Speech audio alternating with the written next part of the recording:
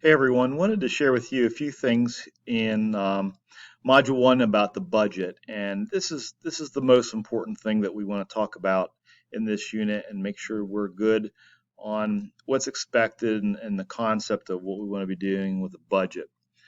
This will tie into the last two exercises that we have to do as well. So I'm asking us to think about a career-oriented budget.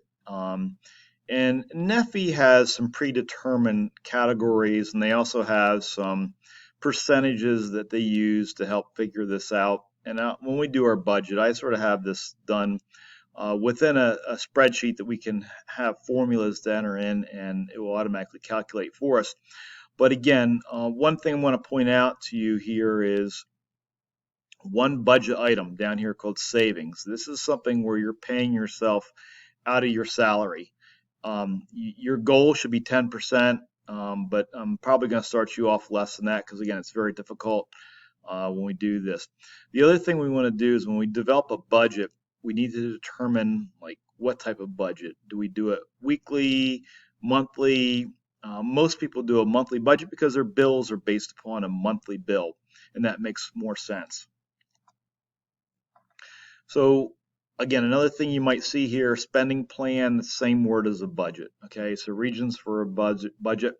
Really it's to determine like where you're spending your money, decide where to spend your money. And the big thing is to plan for expensive and unexpected purchases because you always have unexpected purchases that you have to make. And really it's to try to get control of your financial planning now so you can be ready for the unexpected. People without a budget, they really don't have a clue. They don't know what they have. Again, if I ask that question to you now, how much money do you have in your checking account? How much do you have in your savings account? Okay, that's something you should have an idea that you should know about how much you have. People without a budget come up short before the next paycheck. You always hear people, running out of money. Well, if you have a budget and you stick to the budget, you should do okay. Again, it may not change the outcome where you don't have a lot of money, but again, you should still be able to get from paycheck to paycheck without coming up short. People without a plan have a very difficult time for buying more expensive goals and for emergencies. They have nothing to cover. So again, that the purpose of a budget is to help you prepare. So one thing we talk about when we look at a budget is let's talk about income. We have to know your income. So you can't spend more than what you earn. So when you have a job, you're going to be dealing with some terms here that we need to make sure we're good on. So when I discuss the cash flow, that's your money in, money out. So that's why you see this acronym right here. So that would be the money you're earning and the money you're spending. When we discuss the word income, again, it can be a sort of a vague term, but it's money you receive. But then when you have a job, okay, your gross income, this is your total income from your wages. So if you're making 20 bucks an hour and you work 10 hours, your gross income would be $200. Now, that's not what you bring home because there's deductions and there's taxes that come out of that. So net income is your take home pay. And I like to add one more to this list called disposable income. This would be your income that you would have after you pay all of your major expenses. This would be the money to go out with, even money after you put money aside to save. So this is spending money after all expenses. And that's an important one. And hopefully with a budget, you have more disposable income. When we talk about payroll deductions, for those who have jobs, you know this. Again, you have your gross income and then you have your net. So what comes out of your paycheck? So you have federal income tax, state income tax. You also have local income tax that comes out. It's a small amount, but it still comes out. Everyone pays Social Security tax, regardless of your age. You pay Medicare. That's regardless of your age, you're going to pay for that. You do know as a full-time student and part-time employee, your federal income tax, if your employer's taking that money out, you should be able to get that back when you file your taxes, your federal taxes next year. when we go back and do that. Now, one thing that controls the amount that the federal income tax will come out of your paycheck is something called a W-4. When you first get a job, you have a bunch of paperwork that you fill out. One of those forms probably will be a W-4, and this is where you elect on how much you want to take out. So you want to try to avoid the scenarios where you owe the federal government a lot of money.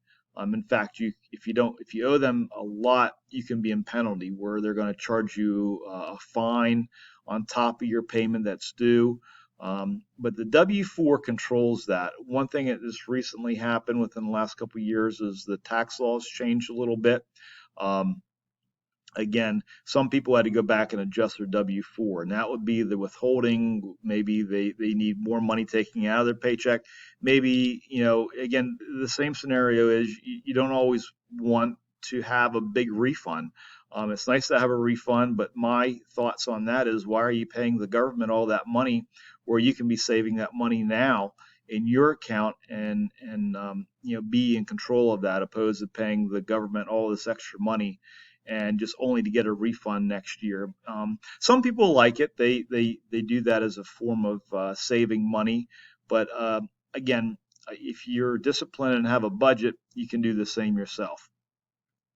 One other thing when we talk about taxes is at the end of every year when you have a job, your employer will send you a W-2. So a W-2 is nothing more than a snapshot of just the stats of everything, financial stats that has occurred for you for the past year. It will tell you how much money you've earned, your gross. It will tell you how much federal tax was taken out, state, local. It will talk about what was your Medicare withholdings, Social Security tax, what's all been taken out. So it will give you a yearly recap. These are things that you're going to need to submit to the with your taxes, your federal, state, and local. Either you do it electronically or you send in a paper copy. But the W-2 is something you receive from your employer, typically at the end of January. Employers have to the end of January to do it. Most of them get them out by the second, third week in January. So you have it by the end of the month, but some can come a little bit later than that. But a W-2 is nothing more than a stat sheet of what's occurred financially for the previous year. When we talk about expenses, now this is the flip side of income. So what kind of bills do you have? So when you're living on your own, you're going to have basically three categories: fixed, variable, and periodic. Fixed would be something that is going to be the same amount every single month. Variable would be things that fluctuate. So for example, your electric bill, if you're using electricity to heat your house, in the winter it's going to be high. When it's like in the spring and the fall, when it's cooler out, not so hot, not so cold, your electric probably is going to be low. In the summertime, if you're using air conditioning to cool your house, the electric goes way back up. Again, you're running a lot more power to run that air conditioner. So again, it's something that's going to change. A credit card would be a variable cost. You know it's going to be due every month, but it's going to be variable. And then the other category that we want to talk about is periodic. This is something that happens every now and then. It could be like your inspection of your car happens once a year. That's an example of a periodic expense. And sometimes expenses sort of blur into variable versus periodic, and they sort of have different meanings. But we want to start thinking about what kind of expenses do one have.